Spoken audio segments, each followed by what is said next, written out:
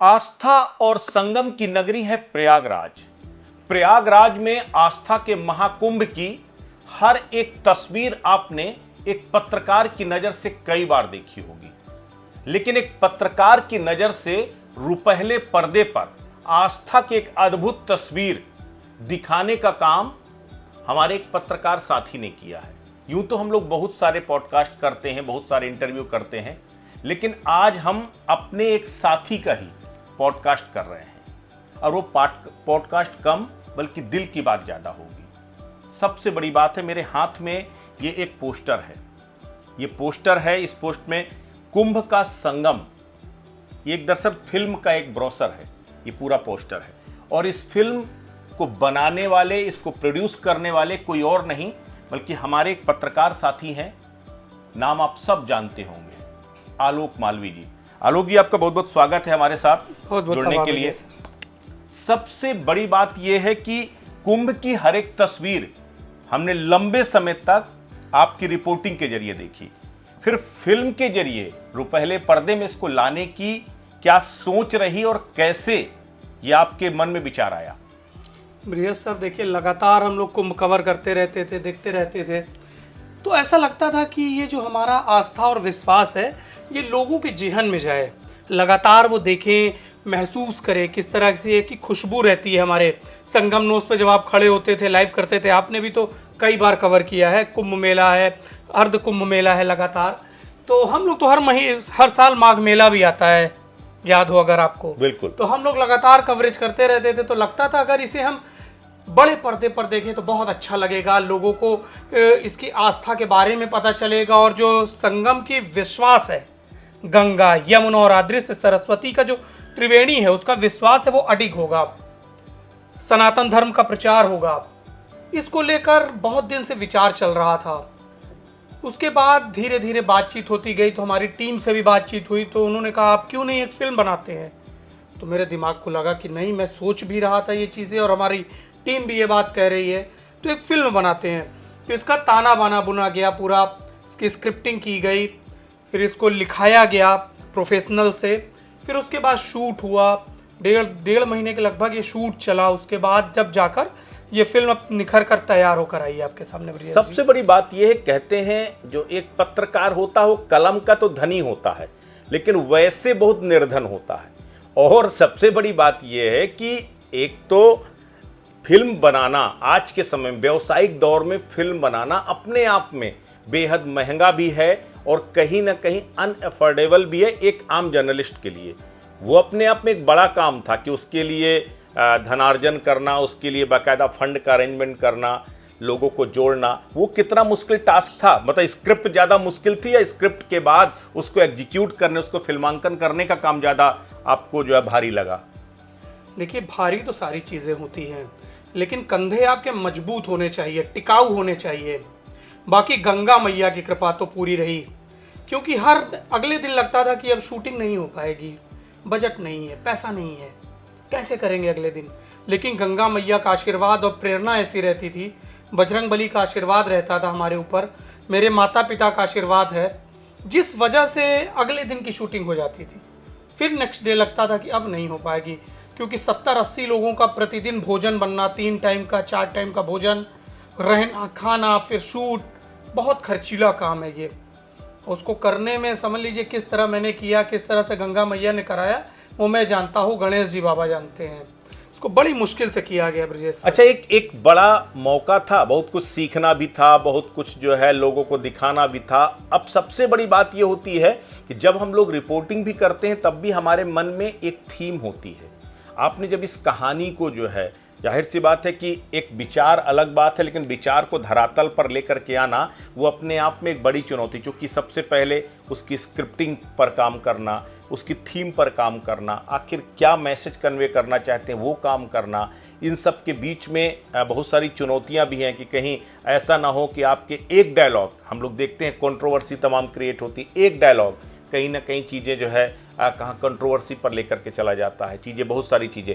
आपने अपने इस कुंभ का संगम, ये जो नाम दिया, इसमें क्या थीम, चूंकि अभी फिल्म आपकी रिलीज नहीं हुई है इसलिए हम उसके बहुत सारे पहलुओं को रिवील नहीं करेंगे, आप सब जब इस फिल्म को देखेंगे तो आपको पता चलेगा, लेकिन फिर भी लोगों की क्यूरियोसिटी है कि एक पत्रकार द्वारा निर्देशित अगर कोई फिल्म है तो उसमें क्या कोई मैसेज है और क्या उसकी थीम है, अगर थोड़ा सा आप बताना चाहें। देखिए, ये गंगा मैया का विश्वास हमेशा अडिग रहा है। कई बार आपने फिल्मों में देखा होगा कि गंगा मैया की आस्था और विश्वास को दिखाया जाता है, लेकिन हमने उस कुंभ मेले के विश्वास को आगे बढ़ाया है। किस तरह से करोड़ों लोग, जितनी विश्व की जनसंख्या उससे ज़्यादा लोग यहाँ पर आए, स्नान किए, लगातार देखे।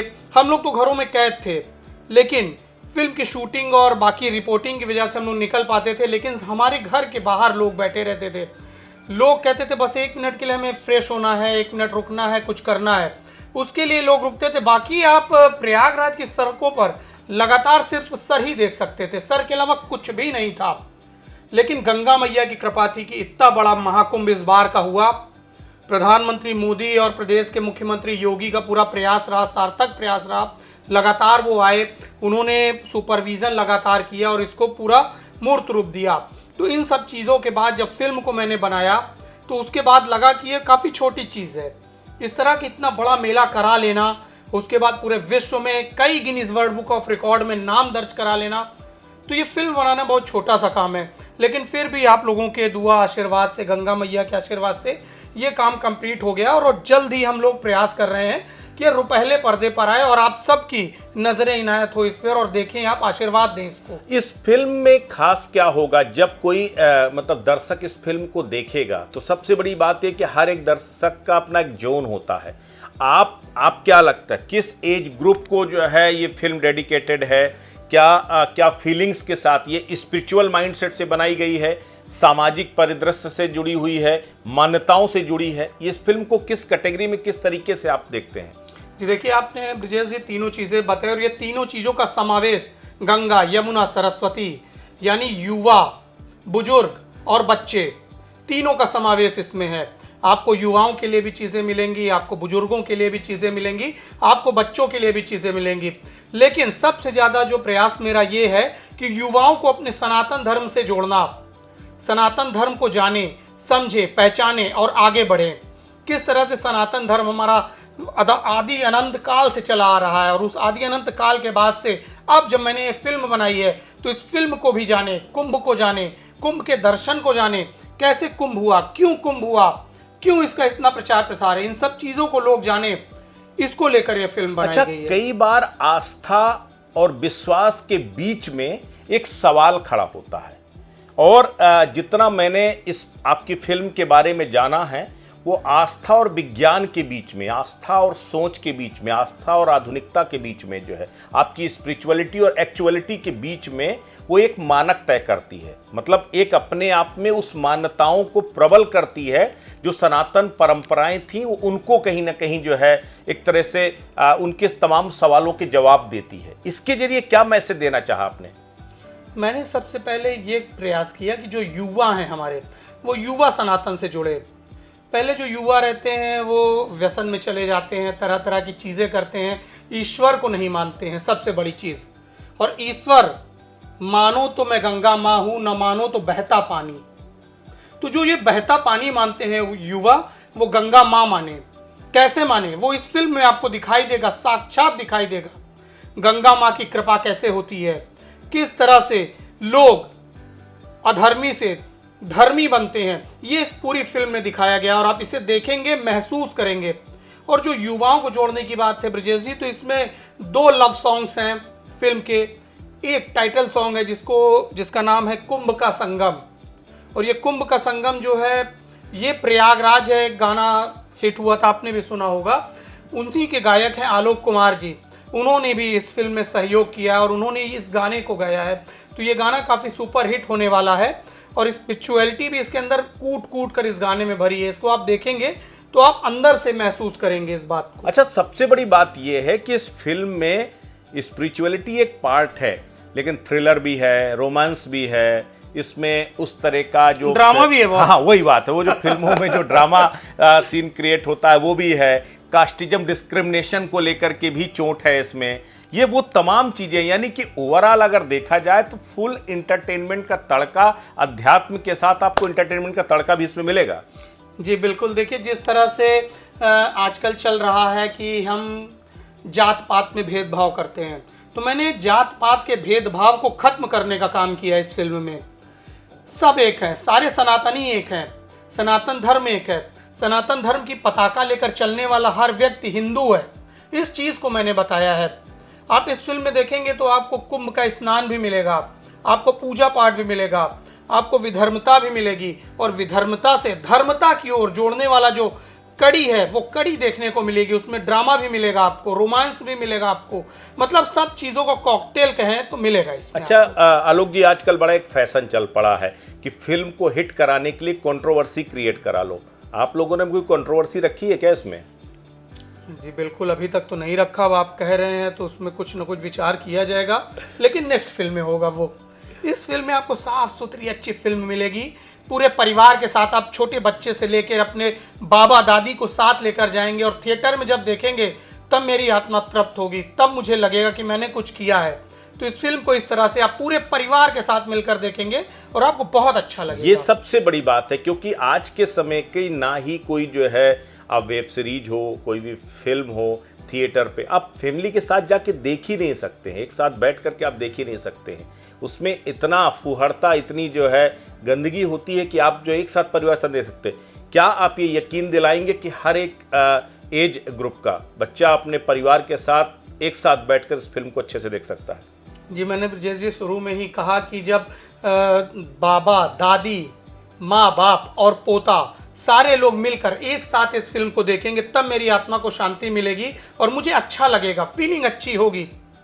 इसी को लेकर मैंने इस फिल्म को निर्मित किया है, बनाया है, और हमारी जो पूरी टीम है, हमारे डायरेक्टर हैं अनिल जी, हमारे सह निर्माता हैं अमित त्रिपाठी जी, हम सब लोगों ने मिलकर ये सोची है।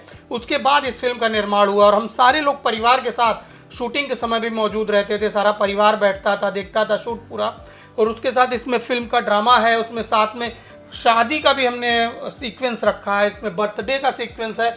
मतलब हर तरह से हम लोगों ने प्रयास किया है कि सभी आयु वर्ग के लोग जुड़े। अच्छा, सबसे बड़ी बात यह है कि इलाहाबाद, प्रयाग, संगम, ये अपने आप में एक संस्कृति है। क्या इस फिल्म में वो अवधी संस्कृति, क्योंकि मैंने वो देखा कुछ डायलॉग्स हैं जो अवधी भाषा में भी हैं, तो अवधी भाषा के साथ अवधी संस्कृति का भी इसमें जो है दीदार होगा क्या? जी बिल्कुल, देखिए इलाहाबाद की भाषा तो लोग जनबे कर रहे हैं कैसी है। यहाँ पे जो है हर मोहल्ले की भाषा बदल जावा थी। जैसे अहियापुर है हमार भाषा, कीटगंज है, दारागंज है, एक के साथ जो है जमुना पार है, फाफा मऊ है, हर जगह की भाषा कुछ न कुछ गुरु बदल जाती। तो एमन हम जो है पूरी भाषा को लेकर अलग अलग तरह का प्रयोग किया है। वो प्रयोग भी आपको देखा का मिले। और खास बात यह है कि पूरी फिल्म 2 घंटा 30 मिनट की है। और पूरी फिल्म में आपका प्रयागराज का एक एक कोना देखने को मिली। आप फिल्म का जो है महसूस कर वो अपने अंदर की जहनियत में।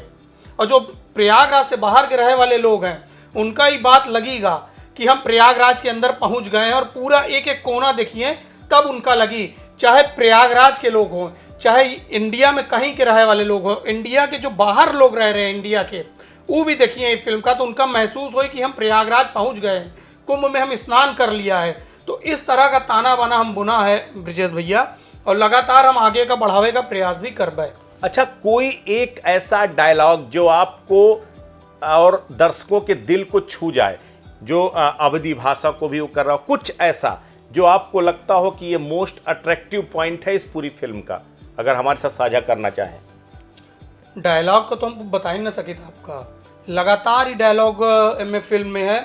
सबसे बड़ा डायलॉग है ठोक दे का तुमका, बस ये 2 जगह ही डायलॉग आवा है, और जब जहां जहां भी डायलॉग आवा है ठोक दे का तुमका। नहीं तो ये तो ठोक दे से कहीं ठोको वाले उससे ये इन्फ्लुएंस तो नहीं है? क्योंकि प्रयाग ही वो धरती है जहां से मतलब ठोकने का कहीं ना कहीं एक सबसे बड़ा एग्जाम्पल तो वहीं से सेट हुआ। तो कुछ उस तरह का थ्रिलर भी है क्या? नहीं, जो इलाहाबाद की भाषा है वो भाषा में लगातार ही बात रहा थी कि ठोक दई का, तो वही ठोक दई एक भाषा जो है उनमें डाली गई है। और ये आपका बहुत अच्छा लगेगा, वो सीक्वेंस से डाला हुआ है, लेकिन वो जैसे आप इशारा कर रहे हो वो इशारा का कहीं कुछ आपको देखा कर सुने का ना मिलेगा उनमें। तो मतलब एक है पक्ष है उसमें, दूसरे पक्ष तो नहीं है कहीं वहां से आगे जो है चकिया और सोलेम सराय इस तरफ तो नहीं पहुंच गए, ये संगम तक ही है अभी मामला इस फिल्म का। देखा है शूट तो हुआ है एयरपोर्ट एरिया में भी लगातार चली है गाड़ी, पूरा उब हुआ है।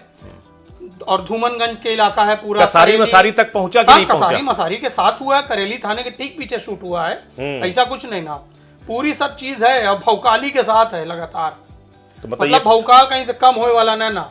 तो गुरु ये फिल्म भौकाली होने जा रही है। बिल्कुल भौकाली रही, आप लोगों का आशीर्वाद चाहिए भैया।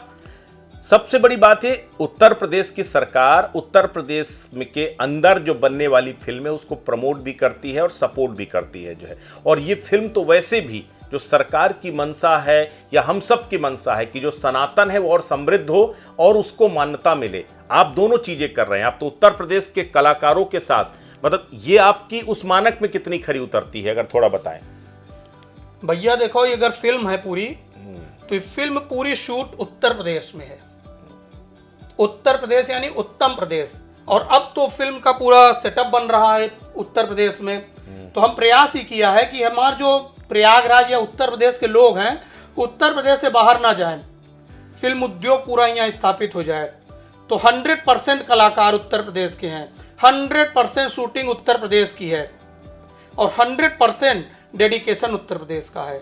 तो जितने भी हैं, चाहे डायरेक्टर हों, प्रोड्यूसर हों, एक्टर हों, कलाकार हों, लाइटमैन हों, स्पॉट बॉय, सब यूपी के हैं। तो हम यूपी का समावेश किया है और एक गुलदस्ता प्रस्तुत किया है आपका कि आप देखो उत्तर प्रदेश में कितना दम है। तो हम वो धरती से आई थी जहां मिलेनियम स्टार है, अमिताभ बच्चन हमारी के शहर का है। हम गर्व से वो बात को कही थी और गर्व को और आगे बढ़ावे का हम प्रयास कर रहे हैं कि ये गर्व आगे और आवे वाली जो हमारी पीढ़ी है, आगे आवे वाले जो कलाकार हैं, अभिनेता हैं, उनके अंदर भी होए। तिग्मांशु धूलिया हमारे बड़े भाई, हमारे उत्तर प्रदेश के, हमारे इलाहाबाद के, हमारे प्रयागराज के हैं और वो कहाँ तक पहुँचे हैं। हम उन्हीं के नक्शे कदम पर चले चाहिए थी और आगे यही तरह की फिल्म और बनावे चाहिए। बहुत सारे फिल्मों की स्क्रीनिंग करते हमने मुख्यमंत्री योगी आदित्यनाथ को देखा है। आप अपील करेंगे कि एक बार इस फिल्म की स्क्रीनिंग भी उन्हें करनी चाहिए ताकि उत्तर प्रदेश सरकार को भी पता चले कि ये फिल्म कितनी अच्छे उद्देश्यों से बनाई गई है। बिल्कुल, हम अपने माननीय मुख्यमंत्री योगी आदित्यनाथ का चाहबे कि हमारे फिल्म की स्क्रीनिंग करें, एक बार हम लोगों के आशीर्वाद दें। देखा है वो प्रयागराज लगातार आवत रहते हैं, लगातार गंगा मैया का आशीर्वाद लेते, बजरंग बली का आशीर्वाद लेते, और हम लोगों का भी वो आशीर्वाद यही तरह से दें जो आशीर्वाद उनसे लेते भगवान से, वही आशीर्वाद कुछ टुकड़ा हम लोगों का भी दें। एक बार स्क्रीनिंग के लिए वो हमें, ये तो हम आपके चैनल के माध्यम से अपील कर रहे हैं उनसे कि वो एक बार हम लोगों की फिल्म का दीदार करें, देखें, एक बार समझें और महसूस करें कि कैसे बच्चे, बुजुर्ग और युवा, इन तीनों का समावेश इस फिल्म में है और इस फिल्म को देखकर उनका भी गर्व की अनुभूति हो और जो इस फिल्म इंडस्ट्री को उत्तर प्रदेश में उलाए रहे हैं वो का हम कैसे फुलफिल कर सकी थी। तो बिल्कुल आप लोगों ने पूरी दिल की बात सुनी। जो कुंभ का संगम, ये जो एक अद्भुत फिल्म आने जा रही है, उसके प्रोड्यूसर और कॉन्सेप्ट राइटर आलोक मालवी के से आप सुन रहे थे और ये भी समझना रहे थे कि आखिर इस फिल्म के अंदर है क्या। तो आलोक जी ने जो भी चीजें बताई हैं उसके बाद कम से कम एक क्यूरियोसिटी और बढ़ गई है कि आखिर इस फिल्म में और क्या है। तो बस हम सब इंतजार कर रहे हैं कि बहुत जल्द ये फिल्म रुपहले पर्दे पर लॉन्च हो, इसकी स्क्रीनिंग हो बड़े पर्दे पर, उसके बाद हम सब बैठ करके इस कुंभ के अद्भुत संगम के दीदार कर सकें रुपहले पर्दे की नजर से। क्योंकि रियल लाइफ में हम सब ने कुंभ भी देखा और संगम भी देखा, लेकिन एक स्क्रिप्ट के तौर पर, एक कहानी के तौर पर, एक फिल्म के तौर पर आलोक जी हमें दिखाने जा रहे हैं। तो हम सब की दुआएं भी हैं और बेस्ट विशेष भी हैं आलोक जी, ये फिल्म खूब सफल हो और इसके बाद एक सिलसिला चल निकले ताकि हमारे जो उत्तर प्रदेश की जो कल्चर है वो कल्चर इन फिल्मों के जरिए ज्यादा ज्यादा दिखाया जाए। थैंक यू सो मच हमारे साथ जुड़ने के लिए। बहुत बहुत धन्यवाद।